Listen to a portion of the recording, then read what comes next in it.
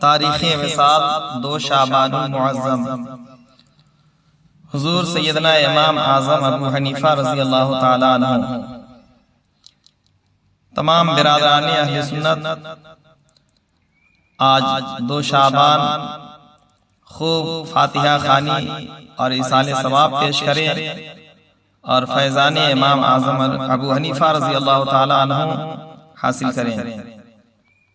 امام اعظم ابو حنیفہ نعمان بن ثابت 80 ہجری میں کوفہ میں پیدا ہوئے۔ تجارت سے وابستہ ہونے کے باوجود علم دین کے حصول میں لگن سے کام لیا۔ تقریباً 4000 اساتذہ سے علم حاصل کیا۔ فقہ حنفی کی بنیاد رکھی، کئی بار حج کیا، ہزاروں بار قرآن پاک مکمل کیا اور اپنے زہد و تقوی، فصاحت و بلاغت اور اسلامی فقہ میں مہارت کے لیے مشہور ہوئے۔ سن 150 ہجری میں بغداد میں وفات پائی اور وہیں دفن ہوئے۔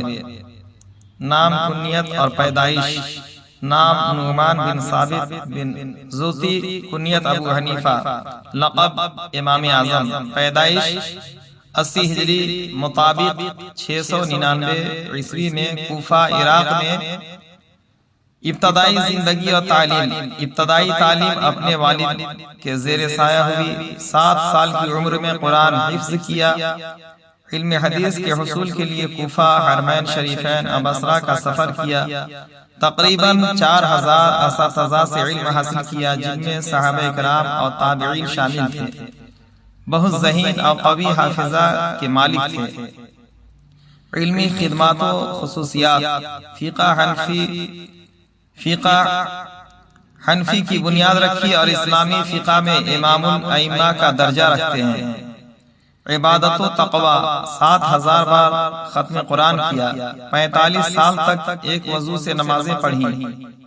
راتوں کو عبادت کرتے تھے۔ تدریس: ہزاروں شاگردوں کو علم سے سیراب کیا، جن میں امام محمد جیسے بڑے محدث بھی شامل تھے۔ علم حدیث میں مقام: امام شافعی نے کہا کہ تمام لوگ فقہ میں ابو حنیفہ کے محتاج ہیں۔ حریت فکر: سرکاری وظیفہ خوری سے اجتناب کیا اور حق گوئی پر قائم رہے۔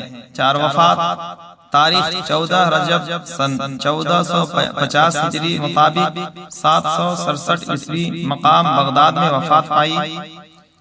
وجہ وفات: خلیفہ وقت نے قاضی کا عہدہ قبول نہ کرنے پر زہر دلوا دیا تھا۔ نماز جنازہ 50,000 افراد